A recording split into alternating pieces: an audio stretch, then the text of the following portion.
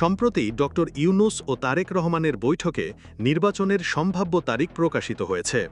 ২০২৬ সালের প্রথমার্ধে রোজার আগে ফেব্রুয়ারিতে নির্বাচন অনুষ্ঠিত হবে বলে জানা গেছে। আর আগামী জাতীয় নির্বাচন যদি সুষ্ঠু ও অংশগ্রহণমূলক হয়, তাহলে বাংলাদেশের কোন রাজনৈতিক দল কতগুলো আসন পেতে পারে তা নিয়ে সকলেই কমবেশি জানতে চান। এজন্য সম্প্রতি একটি জনমত জরিপ করা হয়েছে। জনমত জরিপটি মূলত একটি জনপ্রিয় আন্তর্জাতিক গণমাধ্যম করেছে। এই জরিপে অংশগ্রহণ করেছে ১,২০,০০,০০০ মানুষ। ১,২০,০০,০০০ মানুষ তারা তাদের ভোট দিয়ে জানিয়ে দিয়েছে আগামী নির্বাচন সুষ্ঠু হলে তারা কোন দলকে ক্ষমতায় দেখতে চায়। তো এ জরিপে বাংলাদেশের প্রধান ৬টি রাজনৈতিক দল অংশগ্রহণ করেছে এবং অপশন হিসাবে অন্যান্য দলকেও রাখা হয়েছিল। ৬টি রাজনৈতিক দলের ভেতরে এখানে অপশন হিসাবে ছিল জাতীয় পার্টি, ইসলামী আন্দোলন বাংলাদেশ, জাতীয় নাগরিক পার্টি, জামাতে ইসলামী বাংলাদেশ, বাংলাদেশ জাতীয়তাবাদী দল বিএনপি, বাংলাদেশ আওয়ামী লীগ এবং অপশন হিসাবে ছিল অন্যান্য দল।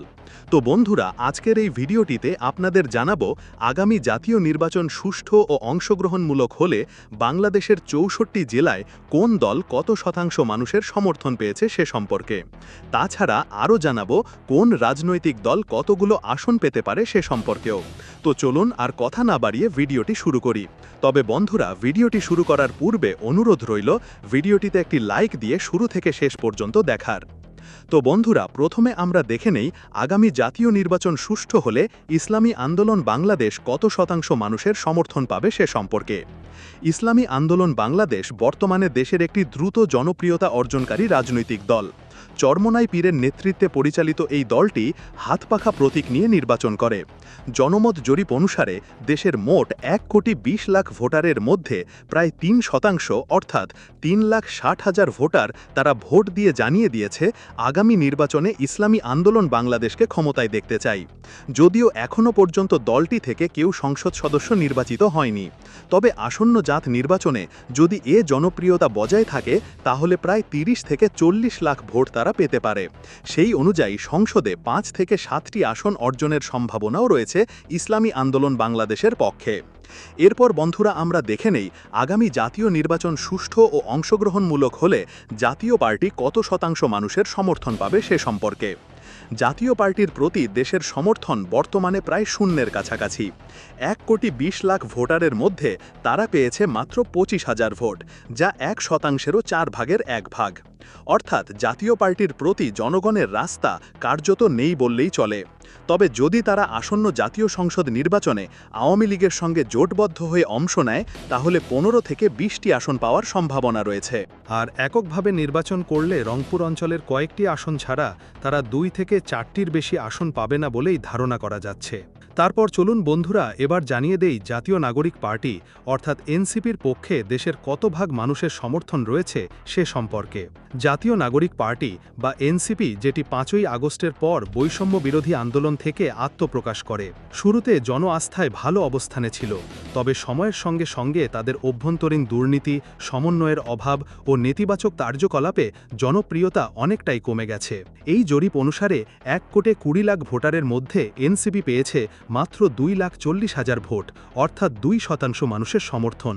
এ সীমিত জনভিত্তি নিয়ে তারা জাতীয় সংসদে কোনো আসন পাওয়ার সম্ভাবনা খুবই কম। আর রাষ্ট্র ক্ষমতায় যাওয়ার প্রশ্নই আসে না। তবে বিএনপি কিংবা জামাতের সাথে জোটবদ্ধভাবে নির্বাচন করলে ২ থেকে ৪টি আসন এনসিপি অর্থাৎ জাতীয় নাগরিক পার্টি পেতে পারে। তো চলুন বন্ধুরা, এবার জানিয়ে দেই আগামী নির্বাচন সুষ্ঠু, অবাধ ও অংশগ্রহণমূলক হলে বাংলাদেশ জামায়াত ইসলামী কত শতাংশ মানুষের সমর্থন পাবে সে সম্পর্কে।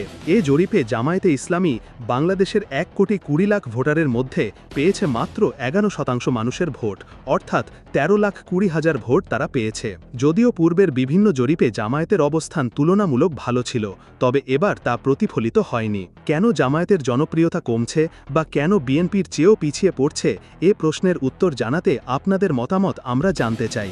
কমেন্টে অবশ্যই জানাবেন। আর এই জরিপ অনুসারে বলা যায় জামায়াত ইসলামী ৩০ থেকে ৫০টির মতো আসন পেতে পারে। তারপর চলুন বন্ধুরা, এবার দেখে নেই আগামী নির্বাচন সুষ্ঠু ও অংশগ্রহণমূলক হলে বাংলাদেশ জাতীয়তাবাদী দল বিএনপি কত শতাংশ মানুষের সমর্থন পাবে সে সম্পর্কে। এ জরিপ অনুসারে বাংলাদেশের জাতীয়তাবাদী দল বিএনপি 1,20,00,000 ভোটারের মধ্যে পেয়েছে 21% মানুষের সমর্থন, অর্থাৎ প্রায় 25,20,000 ভোট পেয়েছে বাংলাদেশ জাতীয়তাবাদী দল বিএনপি।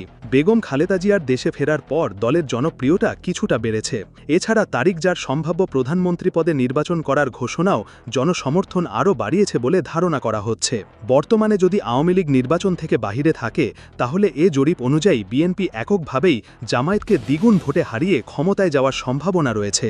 তো বন্ধুরা, এবার জানাবো বাংলাদেশ আওয়ামী লীগকে দেশের কত শতাংশ মানুষ সমর্থন জানিয়েছে সে সম্পর্কে। যদিও বাংলাদেশ আওয়ামী লীগ বর্তমানে নিষিদ্ধ দল, তবুও তাদের জনপ্রিয়তা একেবারেই কমেনি, বরং দিন দিন আরও বেড়ে চলেছে। দেশের বর্তমান প্রেক্ষাপটে জনগণের আস্থা অন্যান্য দলের তুলনায় আওয়ামী লীগের প্রতি বেশি।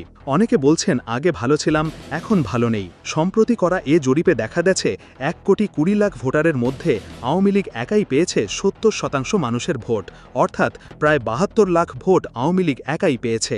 যেখানে সব দল মিলিয়ে প্রায় 40% মতো ভোট পেয়েছে, সেখানে আওয়ামী লীগ এককভাবে এত বিশাল ভোট পাওয়া সত্যিই নজরকাড়া। এ জরিপে আওয়ামী লীগই জনমতের শীর্ষে অবস্থান করছে এবং বিপুল ভোটে এগিয়ে রয়েছে। সর্বশেষ এ জরিপে একটি গুরুত্বপূর্ণ অপশান ছিল, অন্যান্য দল কত শতাংশ মানুষের সমর্থন পাবে, আর সে অনুযায়ী এ জরিপে দেশের 1,20,00,000 ভোটারের মধ্যে প্রায় 3% অর্থাৎ 3,60,000 ভোটার প্রধান 6টি দলের বাহিরে অন্য কোনো দলকে রাষ্ট্র ক্ষমতায় দেখতে চান। আর এ থেকেই বোঝা যায় এখনও দেশের একটি অংশ বিকল্প নেতৃত্বের সন্ধানে রয়েছে। তো বন্ধুরা, আগামী নির্বাচন অবাধ, সুষ্ঠু ও অংশগ্রহণমূলক হলে আপনি কোন দলকে ভোট দিয়ে ক্ষমতায় দেখতে চান কমেন্টে লিখে জানান।